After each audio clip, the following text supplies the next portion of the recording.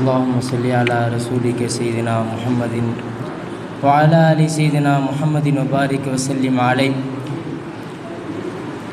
السلام عليكم ورحمة الله وبركاته.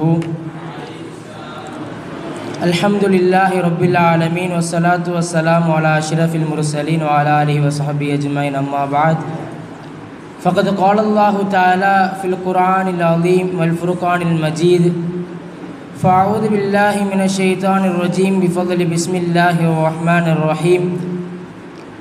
إن الله وملائكته يصلون على النبي يا أيها الذين آمنوا صلوا عليه وسلموا تسليما. وقال نبينا محمد صلى الله عليه وسلم: رب قارئ يقرأ القرآن والقرآن يلعنه، أو كما قال عليه الصلاة والسلام. உலகத்தில் அல்லாஹ் பல்வேறு வேதங்களை இறக்கியிருக்கிறான். தௌராத்தை இறக்கியிருக்கிறான், இன்ஜீலை இறக்கியிருக்கிறான், ஜபூரை இறக்கியிருக்கிறான். ஆனால் வேதங்களுக்கெல்லாம் ஆகச் சிறந்த வேதமாக அல்லாஹ் தஆலா குர்ஆனை வைத்திருக்கிறான். பிற வேதங்களுக்கு குர்ஆனை ஒப்பிடும் பொழுது அல்லாஹ் தஆலா மற்ற வேதங்களை எல்லாம் ஒரே கிரந்தமாக, தௌராத்தாக இருக்கட்டும், இன்ஜீலாக இருக்கட்டும், மொத்தமாக அந்த உம்மத்திற்கு என்ன விஷயங்கள் தேவை இருக்கிறதோ அதை மட்டும் அல்லாஹ் மொத்தமாக இறக்கிவிட்டான்.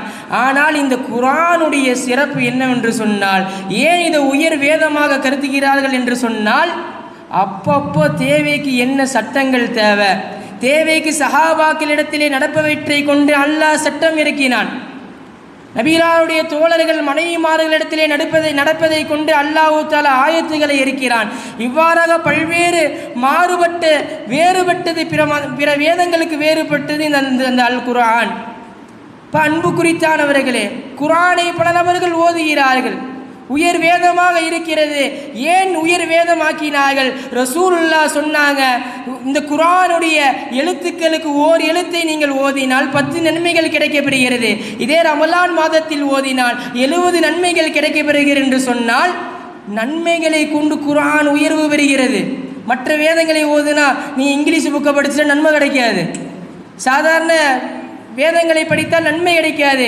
ஆனால் அல்லாஹ் தஆலா இந்த குர்ஆனை உயர்த்திய காரணம் ஓதினால் நன்மை. ரசூலுல்லாஹ்வுடைய ஹதீஸில் வருதல்லவா, ஓத தெரியாதவருக்கு ஓதுகிறவருக்கு ஒரு நன்மை, ஓத தெரியாதவருக்கு 2 கூலிகள் என்று வருகிறல்லவா ஹதீஸு. ஏன் 2 கூலிகள் வருகிறது? ஒன்று அவர் ஓதுகிறார், இன்னொன்று அவர் ஓத முற்படுகிறார். ஓத தெரியல, அவர் குர்ஆனை சரளமாக வரல, ஆனால் எழுத்து கூட்டி ஓதுவதின் காரணம் அவருக்கு 2 கூலிகள் என்று நாயகம் ஸல்லல்லாஹு அலைஹி வஸல்லம் சொன்னார்கள் அல்லவா. இந்த நன்மைகளுடைய அந்தஸ்தில் குர்ஆன் மற்ற வேதங்களை காட்டிலும் உயிர் வேதமாக இருக்கிறது. அன்பு குறித்தானவர்களே, எல்லா காலங்களையும் தாண்டி வாழுகிறது இந்த குர்ஆன். நான் மூலைகளிலும் நன்னிலங்களிலும் வாழுகிறது இந்த குர்ஆன். எத்தனையோ அறிவியல் வருகிறது, எத்தனையோ சயின்ஸுகள் வருகிறது, ஆனாலும் இந்த சயின்ஸுகளுக்கெல்லாம் உயர்தரமாக நிற்கிறது இந்த வேதம் என்பதால் இதை உயர் வேதம் என்று சொல்கிறார்கள். அன்பு குறித்தானவர்களே, எந்த ஒரு சூழலிலும் குர்ஆனை பற்றி பிடியுங்கள். குர்ஆனை விட்ட சமுதாயம் அது என்றைக்குமே வெற்றி அடையாது. ஆக குர்ஆனை பற்றி பிடிக்கக்கூடிய வாக்கியத்தை வல்லோன் அல்லாஹ் உங்களுக்கும் எனக்கும் தருவானாக.